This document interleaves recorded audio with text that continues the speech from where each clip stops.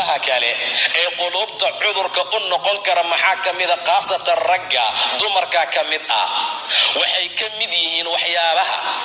maradka u keeni kara caawo dhan hadduu ku fikiro heblaayo caawo dhan hadduu ku fikiro gabadhow galaaska la dhigto gabar dhalaalayso fasalka joogtaa jirta dhalinyaradu in badan bay ku sheekaystaan waxay ka mid tahay waxyaabaha quluubta bukiya saa darteed buu ilaahay gabdhaha la hadlay markaasuu yidhi falaa takhdacna bilqowl fayatmaca alladii fii qalbihi marad hadalka ha jajabinina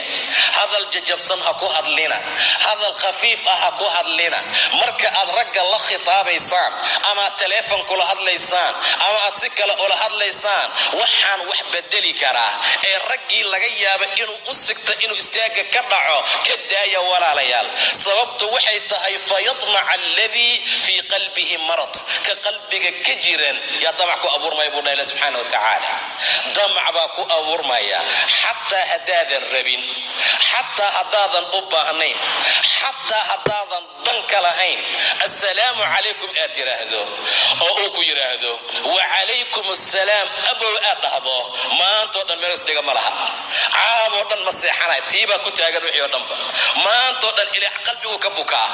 abowdii baa kaa soo baxsatay ama waaba tiri dan aad ka leedahayna ma laha 20 sano laga yaabo inuusan hilmaamin kelimadaa keliya saa darteed walaalayaalow cudur bay tahay xaaladaaye waana qalbiga cudurada ku dhacee taana ha laga joojiyo wax badan ilaahay ka xishooda khayrka iyo wanaaga ku dadaala awaamirta ilaahay khayr iyo wanaag